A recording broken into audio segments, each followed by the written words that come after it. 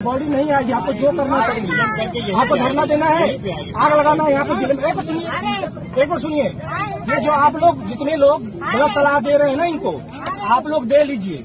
मैं आपको ये बात कह रहा हूँ, आपको 40 दिन बैठना, आप 40 दिन यहाँ बैठिए। मैं सही बात बोल रहा हूँ, नेतागिरी कर रहे हैं यहाँ पे। कौन है? जिम्मेदारी आपकी होगी, आप ग्राम प्रधान हो। मतलब सबके सामने खुलेआम बोल रहा हूँ, मैं नेतागिरी कर रहा हूँ। ये सुना आपने, ये लखीमपुर का एसपी है। लखीमपुर में 2 बहनों को मारकर टांग दिया जाता है क्योंकि वो शेड्यूल कास्ट की थी, और एसपी पीड़ित परिवार को समझा रहा है कि क्या करना है, नहीं करना है। आरोपियों को पकड़ने के बदले पुलिस पीड़ित परिवार को धमका रही है। यही है राम राज। नमस्कार, मैं शंभू कुमार सिंह और आप देख रहे हैं नेशनल दस्तक। एक बार फिर से हाथरस जैसी घटना सामने आई है। लखीमपुर खीरी में पीड़ित परिवार का कहना है कि उनकी 2 बेटियों का अपहरण हुआ था और दोनों को मार के टांग दिया गया।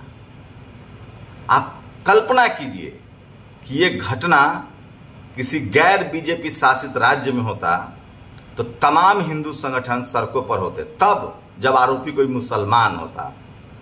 अभी तक ये पता नहीं चल पाया कि कौन लोग आरोपी हैं, लेकिन सोचिए पुलिस का रवैया, पीड़ित परिवार को कैसे धमकाया जा रहा है। पहले ये वीडियो देखिए जिसमें लोगों का हुजूम उमड़ा है, जनसैलाब उमड़ा है, लेकिन मीडिया इसको जंगल राज नहीं कहेगा क्योंकि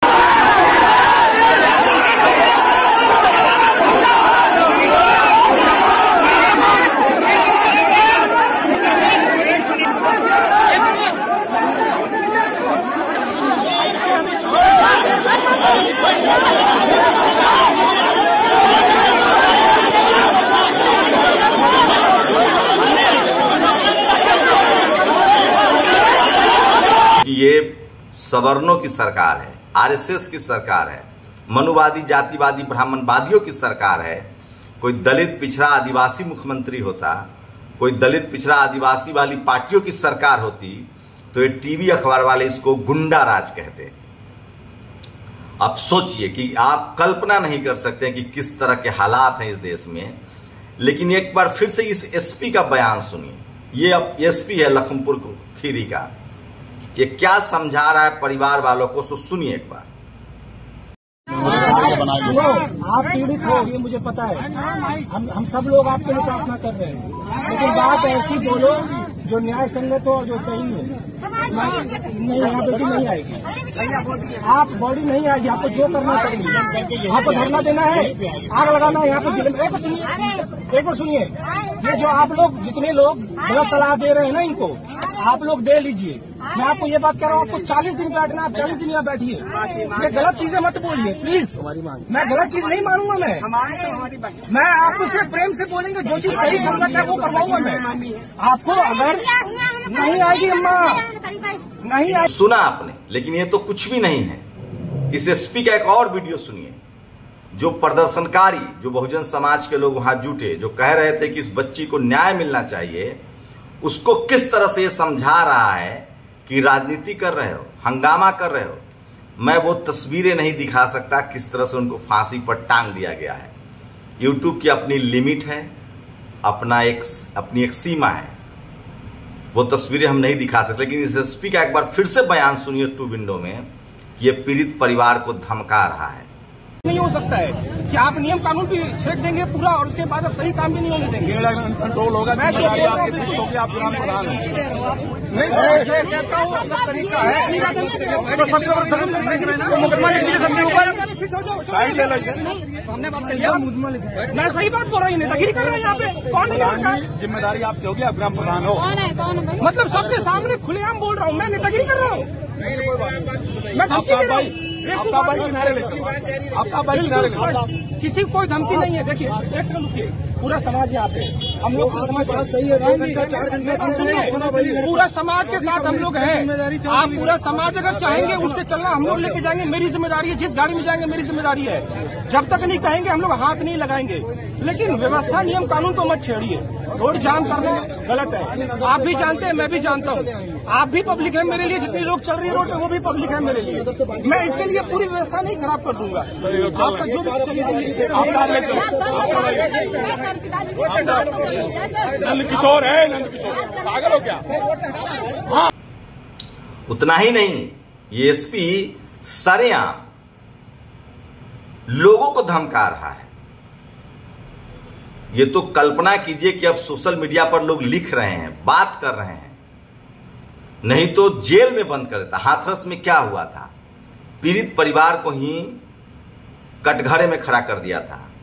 राजस्थान में क्या हुआ, इंदर के परिवार वालों को ही मारा गया। ये तो सोशल मीडिया का दबाव है, ये तो फेसबुक है, ये तो मोबाइल वाला कैमरा है सबके हाथ में कि ऐसे अधिकारी थोड़ी सी नरमी बरतते हैं, थोड़ी सी अपनी लिमिट में रहते हैं, थोड़ा सा कॉन्स्टिट्यूशनल रहते हैं।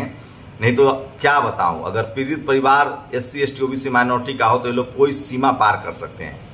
ये सब कुछ सरकार के इशारे पर होता है। सरकार को कहा क्या आदेश होता है कि छवि बचानी है। सोचिए, निघासन पुलिस थाना क्षेत्र में 2 शेड्यूल कास्ट बहनों के अगवा करने के बाद उनकी हत्या और उसके बाद पुलिस पर पिता का यह आरोप बेहद खतरनाक है। अखिलेश यादव ने ट्वीट किया है, एक बार फिर से परिवार वालों ने आरोप बेहद गंभीर है कि बिना पंचनामा और सहमति के उनका पोस्टमार्टम किया गया।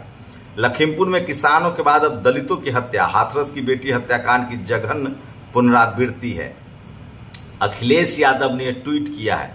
तो सोचिए इस देश में SC ST OBC माइनॉरिटी के लिए क्या है। NCRB के आंकड़े आते हैं, सबसे ज्यादा जाति के नाम पर हत्याएं हो रही है। मैं फिर कह रहा हूं,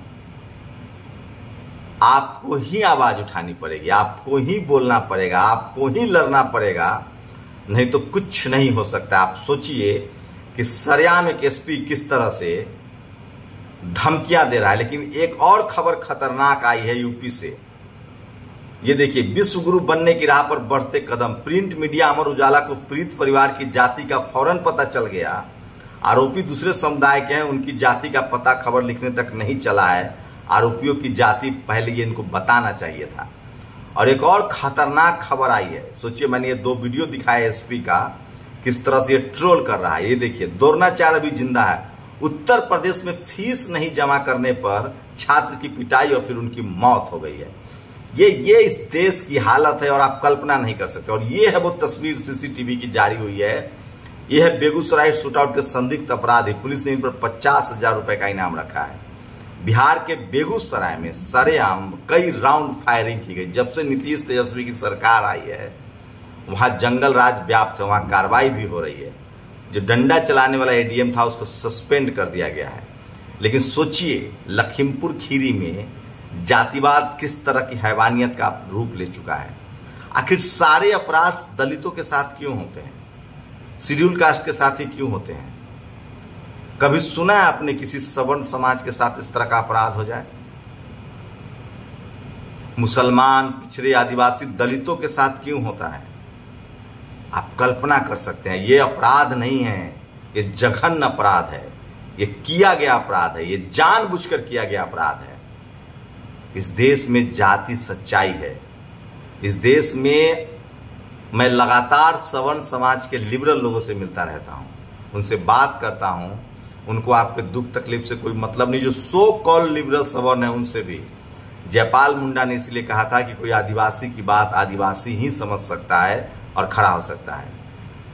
कोई शेड्यूल कास्ट की बात शेड्यूल कास्ट ही समझ सकता है, पिछड़ा समझ सकता है, बहुजन समझ सकता है, माइनॉरिटी समझ सकता है।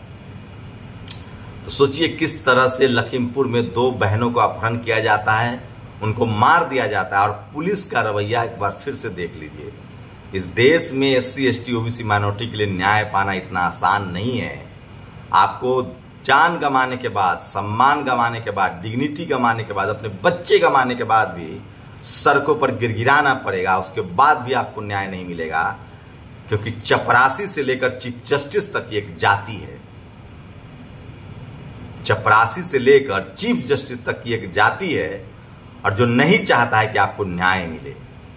इस देश में हर चीज को जाति के नजरिए से देखिएगा तो सब कुछ साफ दिखेगा। चाहे वो राजनीति हो, चाहे वो क्राइम हो, चाहे वो बिजनेस हो, चाहे किसी का भाषण हो। मैं खुद SC ST OBC माइनॉरिटी के समाज से हूं, बहुजन हूं, इसलिए बहुजन समाज के दर्द को समझता हूं। लेकिन बहुजनों में और मनुवादी में एक फर्क है। मनुवादी की लड़ाई अन्याय के लिए है, और बहुजन की लड़ाई अन्याय के खिलाफ है। ये फर्क है दोनों के आइडियोलॉजी में। एक जाति और धर्म के नाम पर अपने आप को ऊपर समझता है और बहुजन आइडियोलॉजी जाति और धर्म के नाम पर नहीं, वो संविधान के हिसाब से, मानवता के हिसाब से, इक्वालिटी के लिए संघर्ष कर रहा है।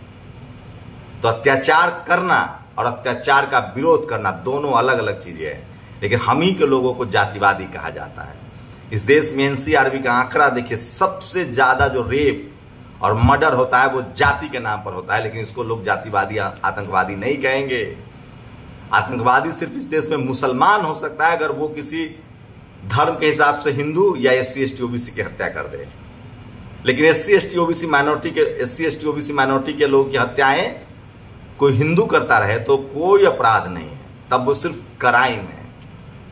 और कौन लोग ये सब कहानी बनाते हैं? जो टीवी में बैठे हैं, अखबार में बैठे हैं, मीडिया में बैठे हैं, जुडिशियरी में बैठे हैं, कॉलेज यूनिवर्सिटी में बैठे हैं, बिजनेस के मालिक है, जो शहरों पर जिनका कब्जा है, जिनका इस देश में संसाधनों पर कब्जा है। और किनका कब्जा है? इस देश में बहुजनों को तब तक न्याय नहीं मिलेगा जब तक बहुजनों की सरकार नहीं होगी और बहुजन आइडियोलॉजी मजबूत नहीं होगी। मैं बहुजन नेताओं से मिलकर इतना दुखी होता हूं कि उनकी अपनी महत्वाकांक्षा, अपना स्वार्थ, आगे बढ़ने की चाहत इस कदर होती है कि वो कदम कदम पर समाज का समझौता करते हैं, चाहे वो पुलिस में हो, चाहे वो मीडिया में हो, चाहे वो जुडिशियरी में हो, चाहे वो कॉलेज यूनिवर्सिटी में हो। क्या है ये मजबूरी? क्यों है इतना दिमागी डर?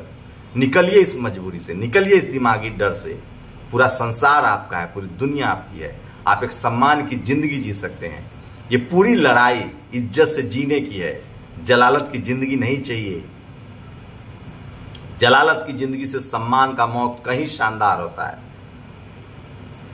बहुजनों को खड़ा होना चाहिए। इस तरह के अपराध के खिलाफ अब अंत हो गया है और मैं तमाम SC ST OBC माइनॉरिटी के लोगों से कहता हूं कि जातिवाद के खिलाफ खड़ा होइए। अभी महाराष्ट्र में एक अशराफ मुसलमान ने ट्राइबल युवक की हत्या कर दी क्योंकि वो प्रेम में था।